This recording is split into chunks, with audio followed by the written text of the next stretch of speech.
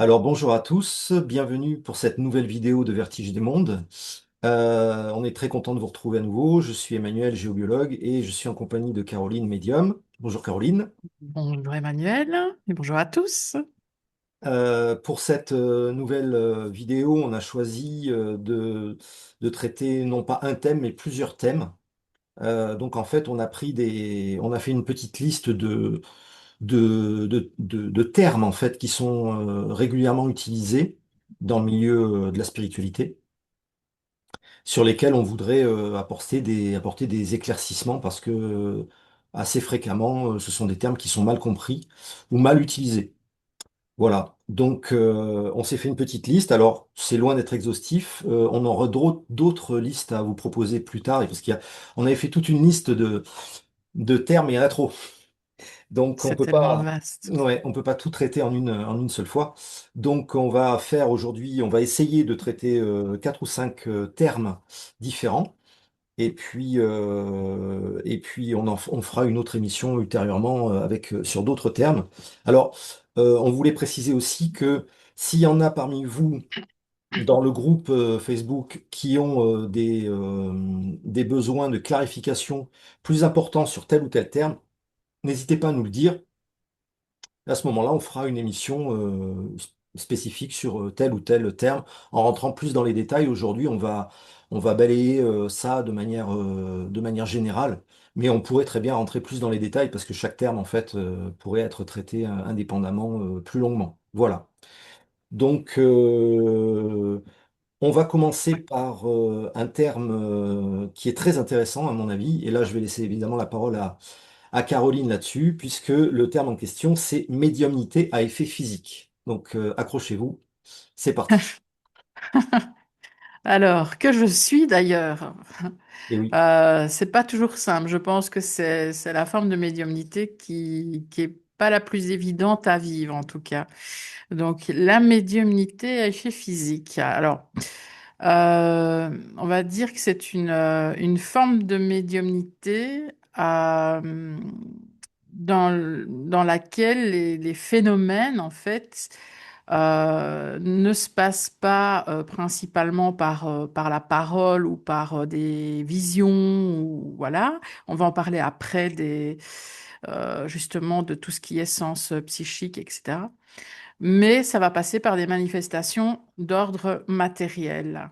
Donc, au lieu de transmettre un message de manière douce, le médium va devenir le point central, on va dire, autour duquel vont se produire des phénomènes qui vont, enfin qui semblent ou qui vont, je ne sais pas comment dire, agir sur la matière.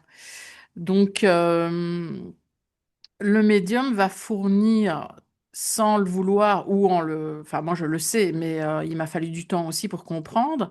Mais c'est souvent sans le savoir et sans le vouloir, va donner une force particulière à un esprit et ça va permettre à cet esprit de produire des effets matériels. Je ne sais pas si je me suis bien fait comprendre, mais voilà.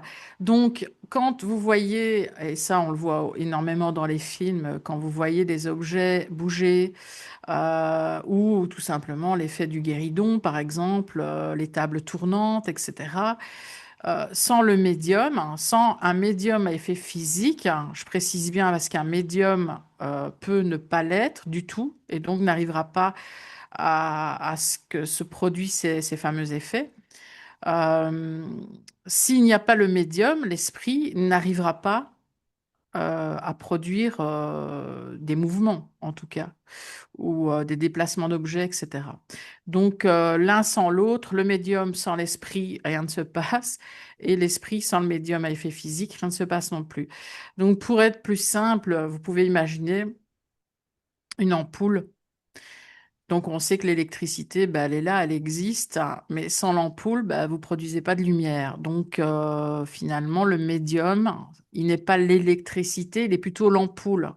Donc, l'esprit va agir, mais il aura besoin d'un intermédiaire qui a ben, un corps. on va dire, physique, un être incarné, et il faut un être incarné et un être désincarné, un esprit désincarné. Voilà.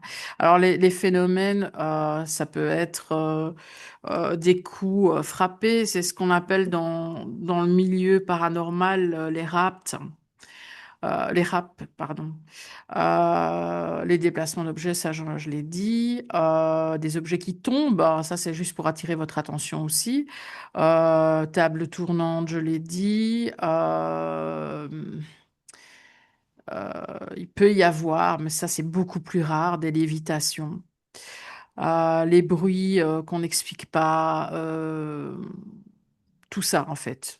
À partir du moment où il y a et des matérialisations d'objets aussi, et des dématérialisations, pour moi ça fait partie de ça aussi. Maintenant, toujours bien avoir un discernement quant à ces phénomènes-là aussi, hein.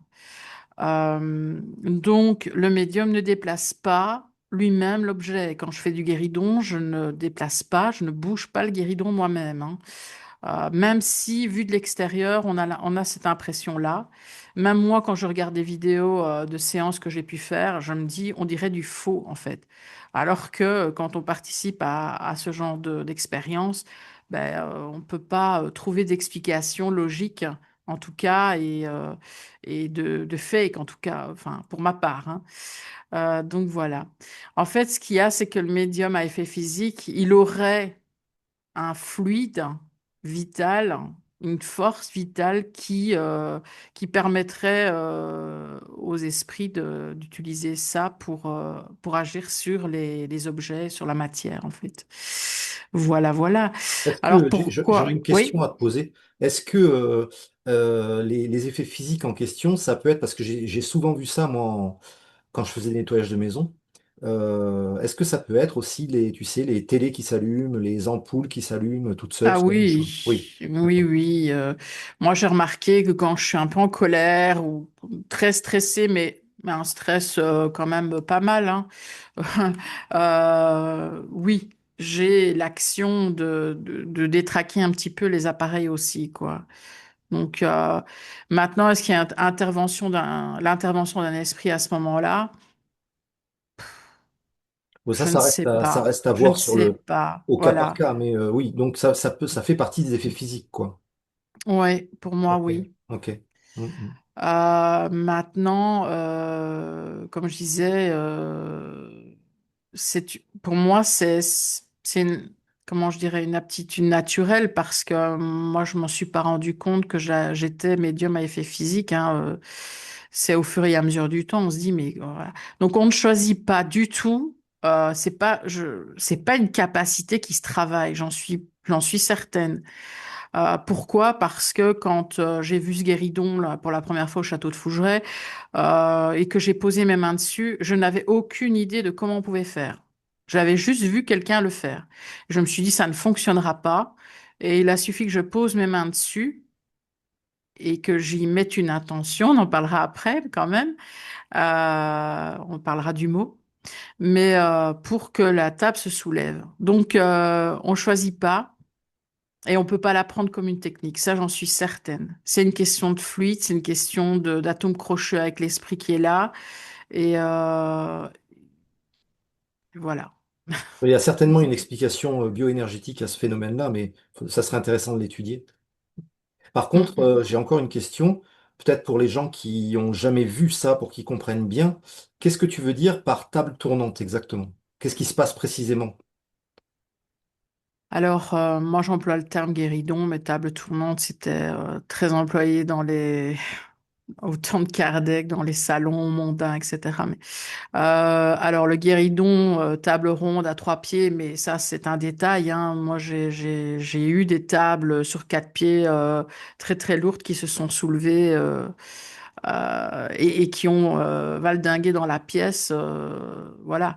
Donc, tout peut servir. Si moi, je mets l'intention et que j'appelle, en tout cas, un esprit à ce moment-là, il y a de fortes chances que l'objet se soulève. Maintenant, si c'est une énorme table, évidemment, il va falloir plusieurs médiums pour avoir l'énergie nécessaire que pour faire soulever une table, je vais dire, une table de salle à manger, quoi. C'est pas un médium tout seul qui va réussir.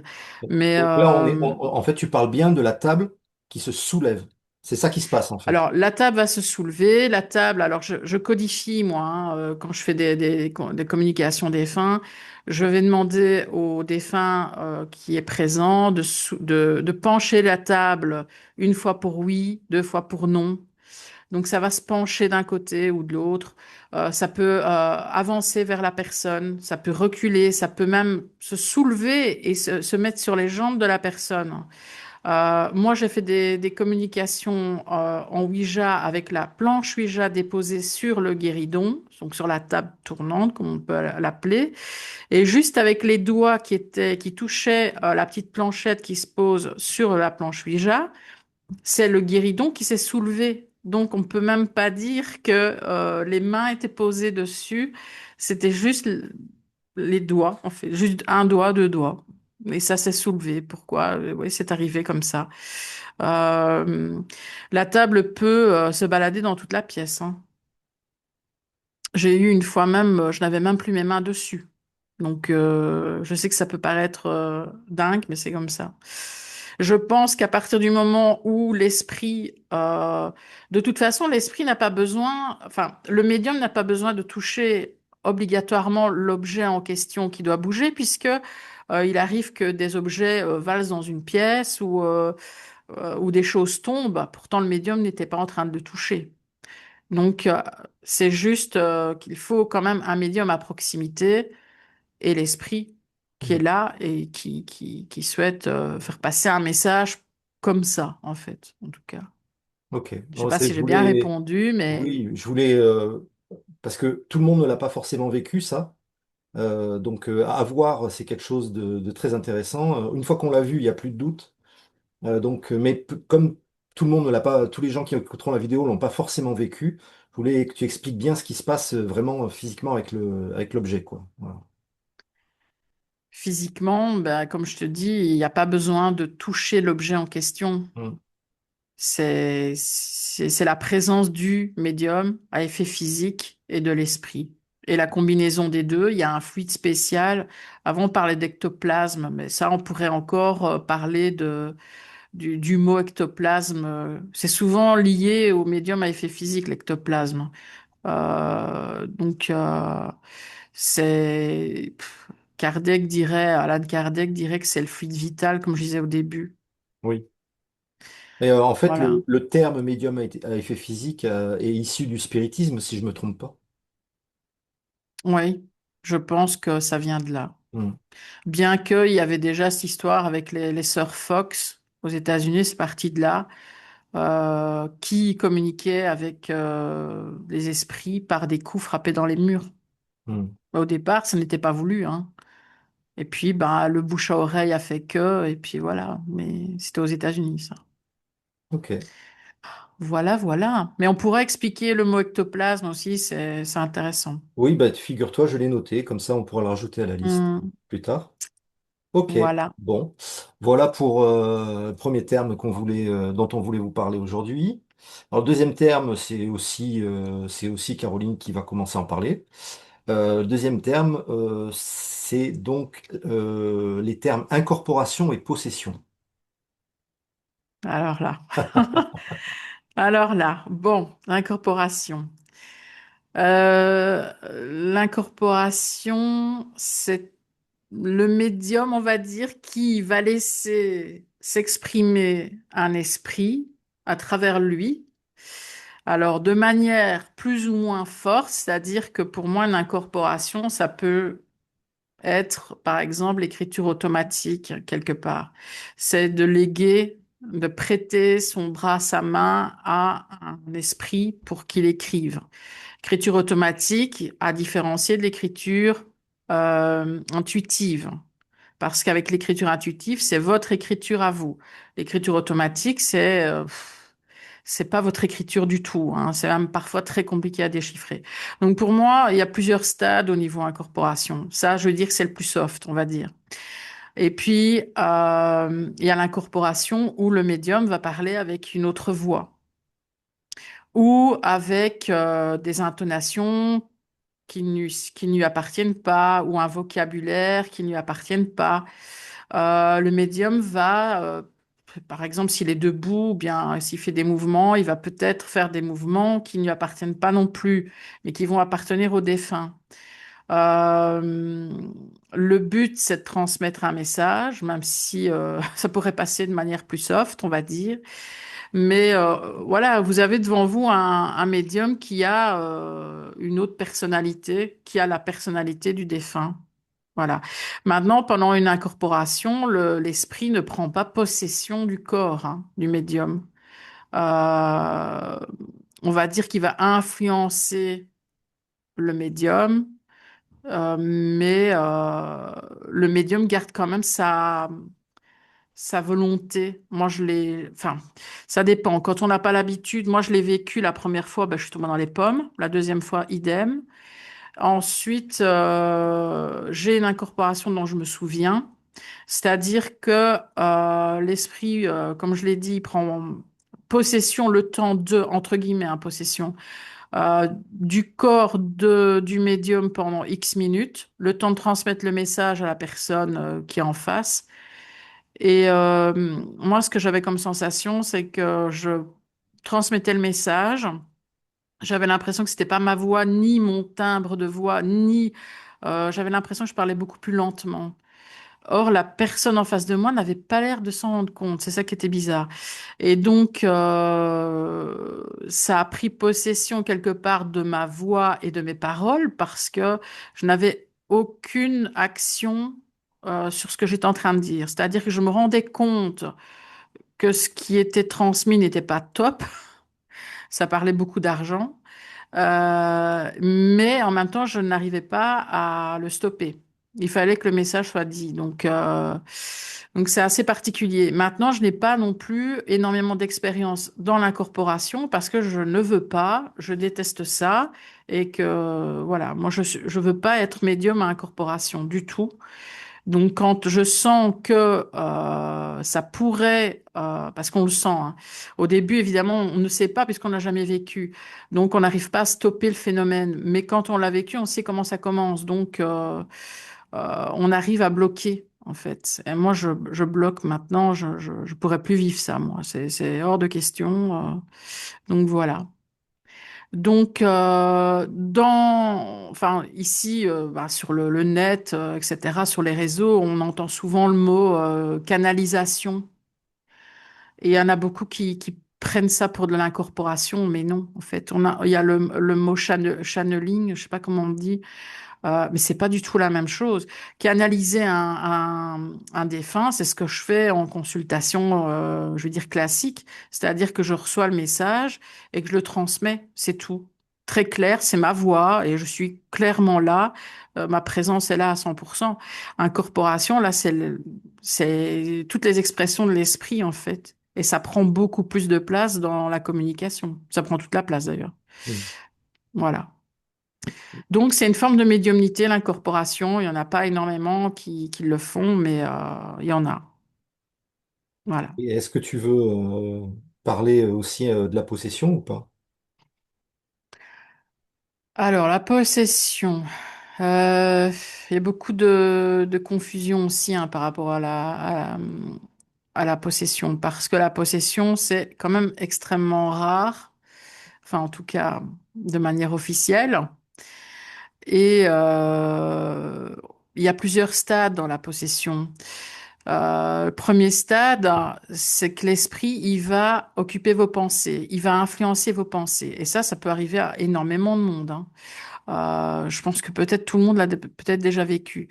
Donc là, on va garder notre intelligence, notre intuition, nos réflexions et tout ça, ça on va garder. Mais de temps à autre, il y a l'esprit qui va venir influencer nos pensées. Après, il y a l'autre stade où la personne, elle commence, pas dire à perdre son esprit critique, mais quand même. Euh, il y a l'esprit qui commence à manipuler fortement, mais la personne, elle s'en rend pas vraiment compte encore. Voilà. Et ensuite, forcément, ça atteint aussi votre physique. Donc, vous êtes beaucoup plus déprimé, vous êtes fatigué. Il peut y avoir des maladies qui s'installent, puis la dépression, la déprime, etc. Et là, l'esprit peut tenter justement de prendre possession euh, de votre esprit, on va dire. Je dirais pas que la possession, c'est prendre possession complètement de la personne, mais la personne va agir contre sa volonté, va parler contre sa volonté, et, et là, c'est le stade le plus élevé, en fait. Mais je pense qu'il faut avoir ouvert la porte et avoir accepté ça quelque part, avoir lâché prise et avoir laissé la place à l'esprit entièrement. Tant qu'on se bat encore et euh, tant qu'on réalise quand même qu'il y a quelque chose qui est très très étrange, parce il y a certaines personnes qui certainement jusqu'au dernier stade ne s'en rendent pas compte, mais quand on s'en rend compte, il y a moyen quand même de bloquer avant que ça n'arrive à ce stade-là, je pense. Enfin, on pourrait faire une émission entière là-dessus, hein. Ah oui, sans Franchement, problème. de toute façon, une possession, voilà, c'est un peu comme ça. L'Église catholique, elle est extrêmement prudente aussi par rapport à ça. Et il faut vraiment déjà un examen psychique, psychiatrique et tout avant de dire, OK, il y a réellement une possession, hein. Il y a beaucoup de maladies psy qui ressemblent à des possessions, mais moi j'ai envie de dire que alors pas toujours, hein, je fais pas une généralité, mais l'un ne va pas sans l'autre. À partir du moment où vous avez une maladie psy, vous êtes plus à même de vous coltiner tout ce qui passe comme esprit très négatif. Et comme un esprit négatif, si vous étiez sain d'esprit à la base, j'ai envie de dire, peut vous provoquer ce qui ressemble à une maladie psy. Donc, où est le vrai du faux là-dedans? C'est compliqué. Voilà, Oui. voilà. Mais les yeux ne trompent pas, hein. Les yeux, Non. quand vous avez quelqu'un de possédé en face de vous, les yeux, ça, c'est la chose que c'est pas possible de tromper. Ouais, c'est difficile, oui, effectivement. Hmm. Ouais. Alors moi, Voilà, voilà. je peux dire aussi que j'ai eu très souvent des gens dans ce cas-là en séance de soins énergétiques. Donc effectivement, je confirme ce que tu viens de dire. C'est-à-dire il y a plusieurs stades différents. Et ça peut aller jusqu'à la manipulation complète de la psyché de la personne, hein, qui finit Mhm. par être une autre personne complètement. Ouais. Ses proches ne la reconnaissent plus. Elle fait des choses qu'elle faisait pas avant. Elle a un caractère complètement différent. En règle générale, c'est pas très positif. Et aussi, je voulais préciser que la possession comme ça d'une personne, alors quel que soit le stade, quel que soit le stade où la personne est, c'est pas nécessairement un défunt, hein, du tout, Ah non. du tout. Parce que souvent, les gens me disent, ah oui, j'ai une entité, je vous renvoie à la vidéo sur les entités, hein. Oui. Je vous rappelle que ce terme ne veut strictement rien dire. Hmm. J'ai une entité et ils pensent systématiquement à une personne décédée, alors Mhm. que c'est pas du tout le cas.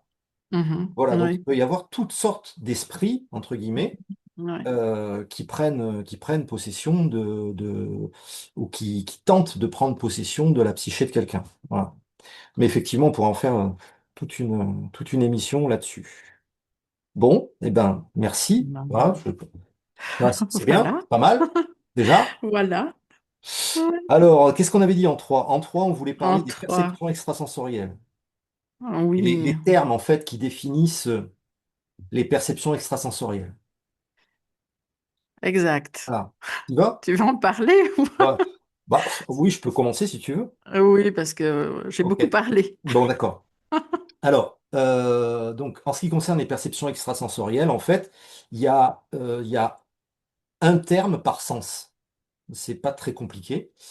Il y a un terme par sens parce que chaque sens physique que nous avons dans notre corps physique a son équivalent dans le subtil.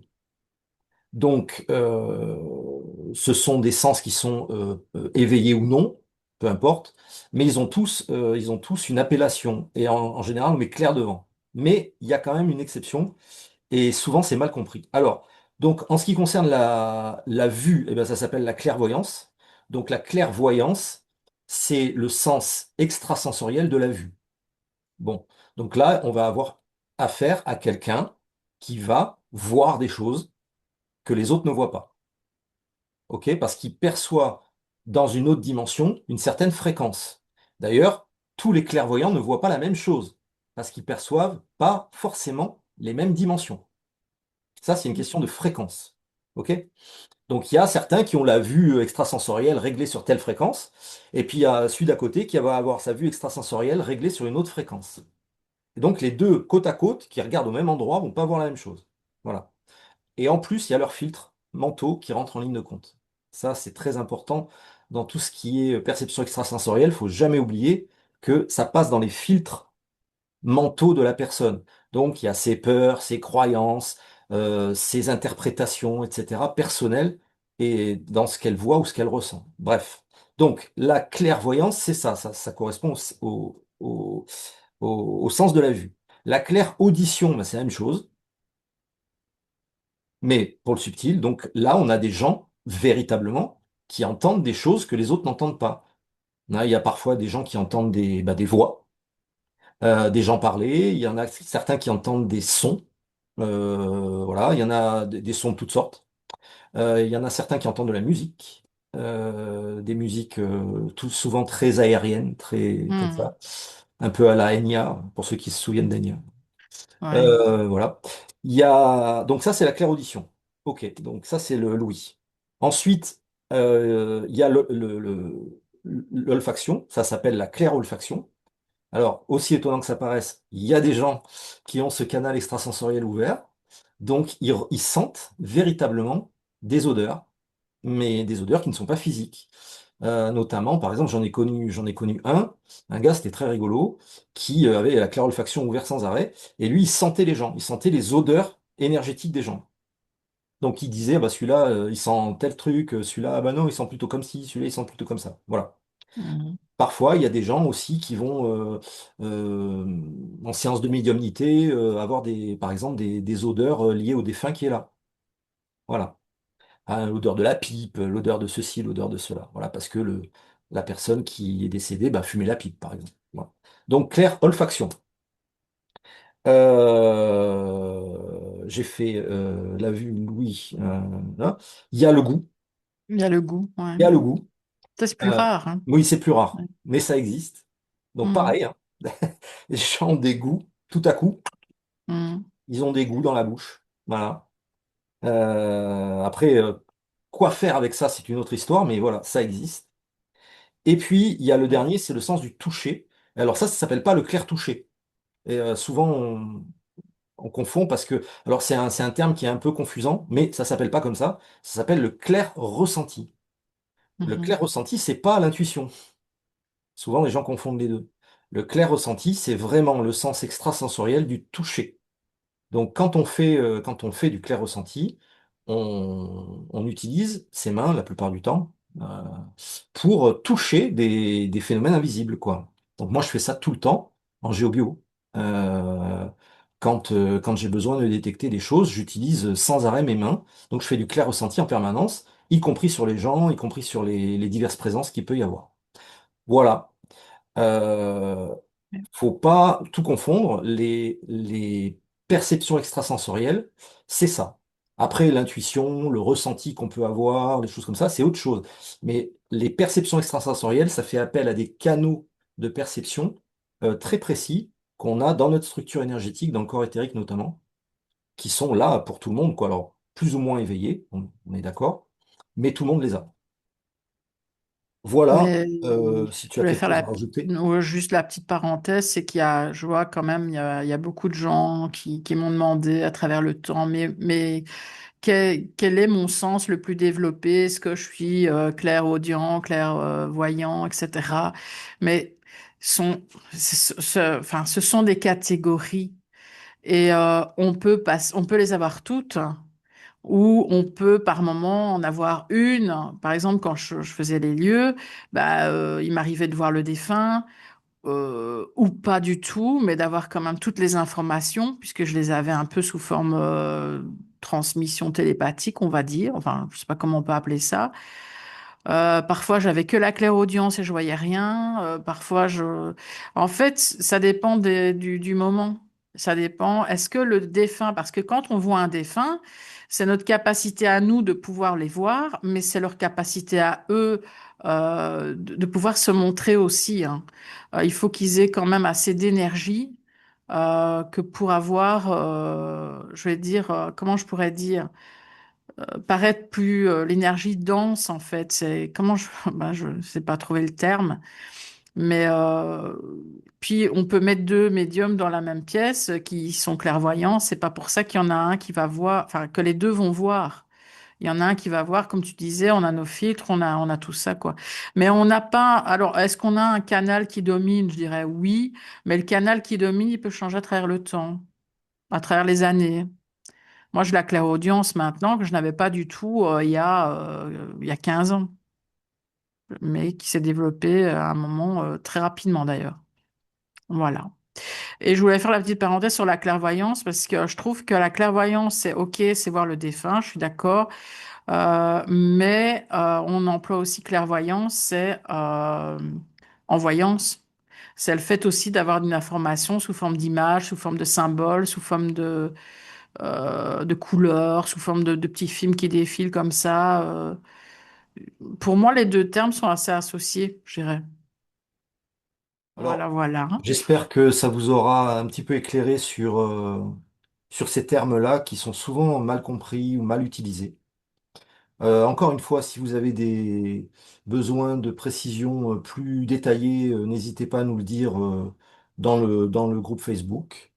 On invite toutes les personnes qui regarderont la vidéo à s'inscrire sur le groupe Facebook.